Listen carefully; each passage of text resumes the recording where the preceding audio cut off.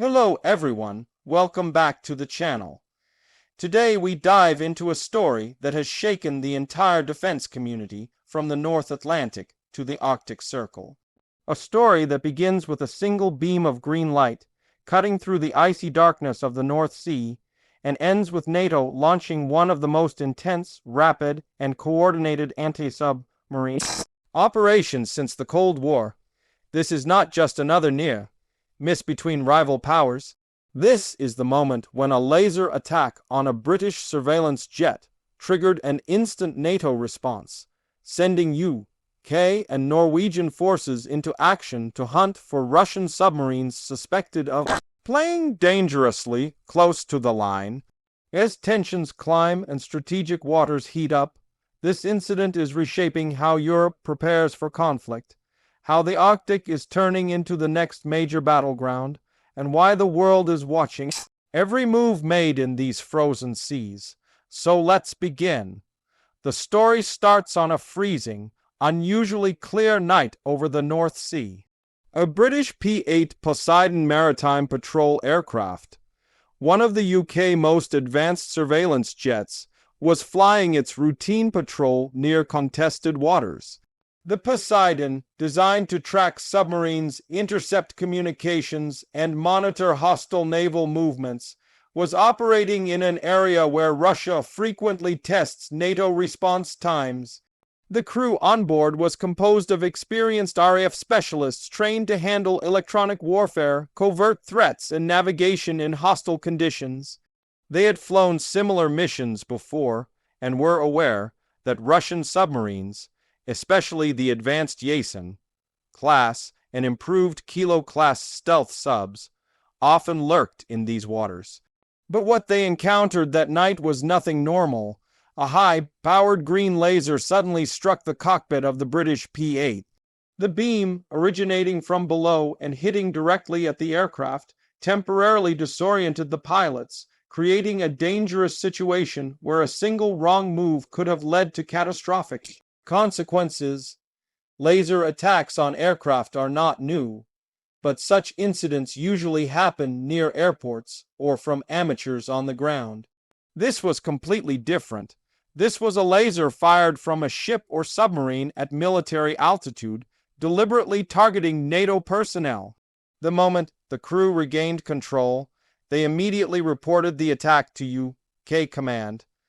What followed was a chain reaction that would activate NATO forces within minutes.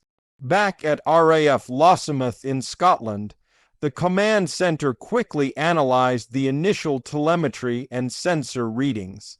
The attack did not come from any known civilian vessel. It came from a location suspiciously close to where intelligence agencies had previously tracked Russian submarine activity. The possibility that a Russian sub using either a periscope, mounted laser, or an accompanying auxiliary vessel was engaging in intimidation tactics set off alarm bells across the alliance. This was not only a violation of international norms, it was a provocation aimed directly at NATO.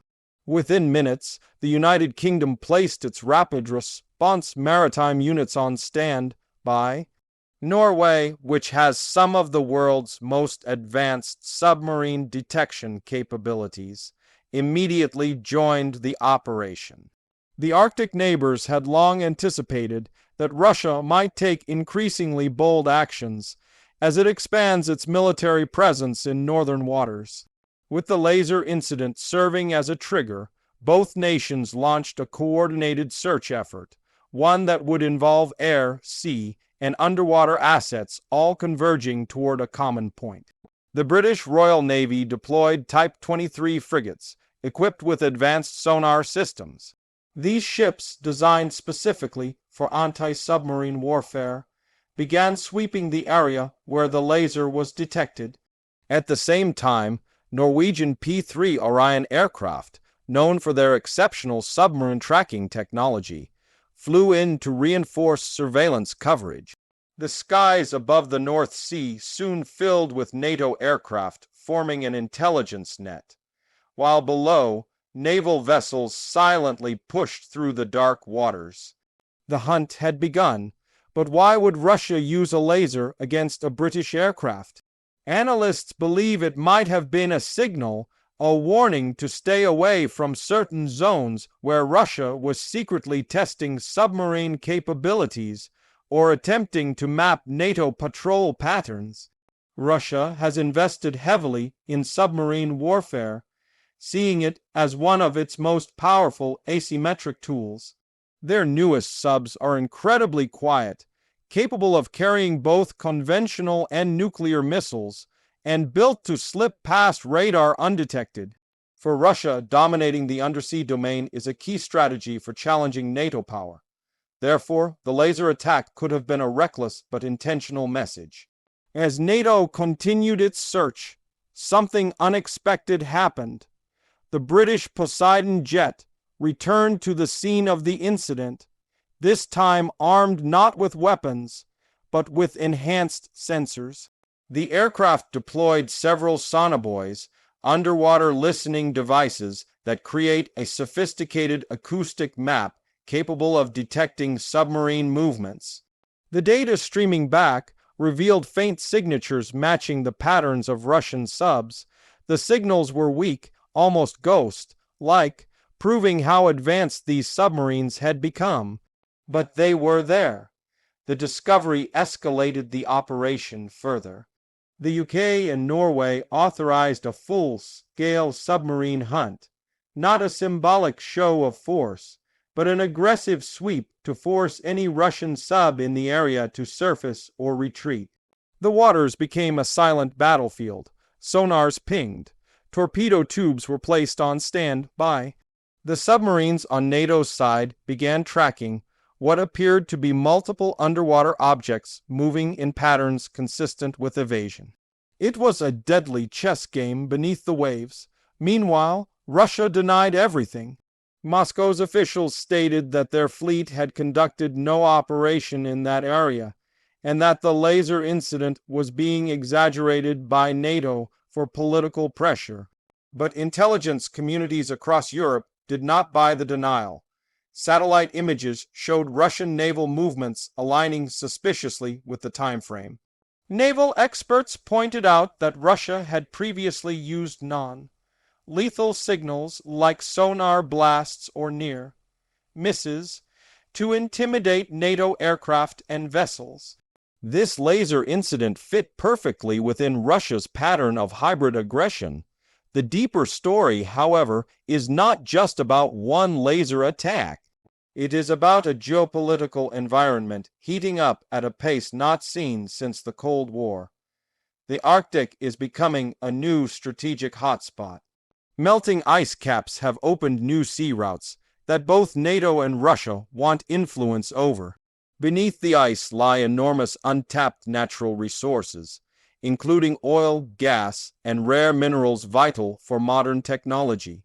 Whoever controls the Arctic gains economic, strategic, and military advantage for decades to come. Russia already built new bases, expanded its northern fleet, and deployed advanced missiles in the region.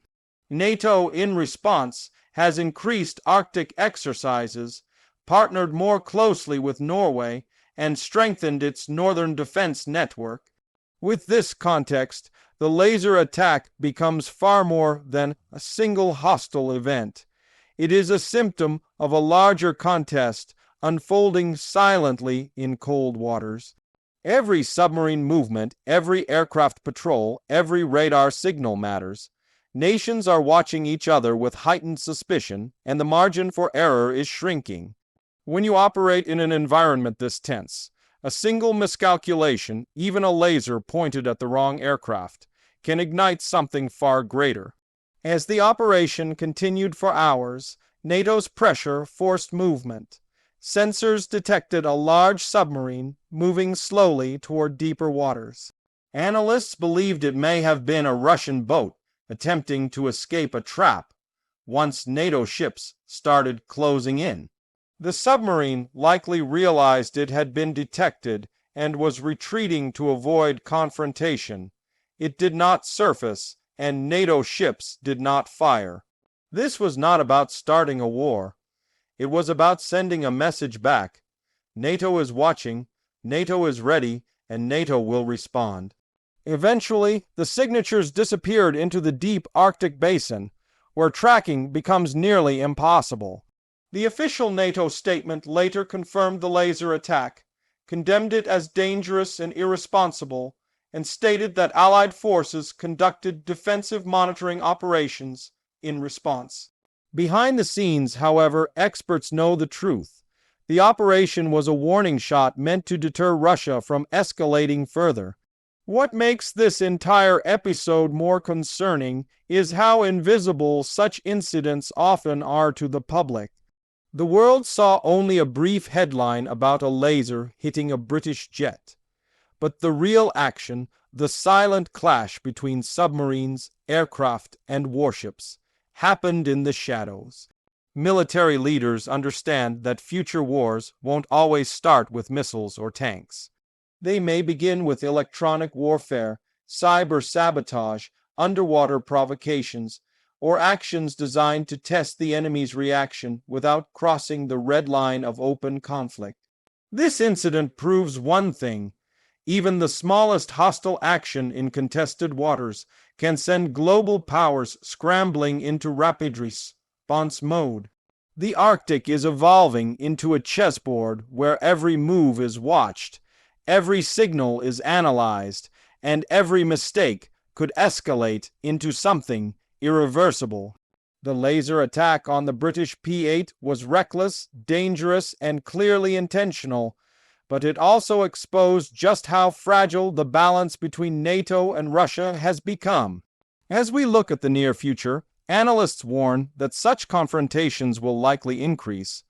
Russia will continue testing NATO's resolve, pushing boundaries through covert strategies. NATO, on the other hand, will respond with coordinated pressure and rapid mobilization to show unity. This constant back and forth escalation could shape the security architecture of Europe for decades. For the UK, this incident was a wake-up call. It highlighted the growing threat of unconventional attacks. It reinforced the importance of maintaining strong alliances, especially with Norway and the Arctic nations. It also emphasized the need for continuous investment in surveillance aircraft, sonar technology, and underwater drones. For Norway, this was yet another reminder that its proximity to Russia places it at the front lines of a silent but intense struggle for dominance in northern waters. For Russia, the operation demonstrated that while its submarines may be stealthy, NATO's detection network is becoming increasingly capable of countering those maneuvers. The message was clear: any aggressive signal will be met with immediate action. And for the world, this incident shows how quickly tensions can escalate between nuclear-armed powers.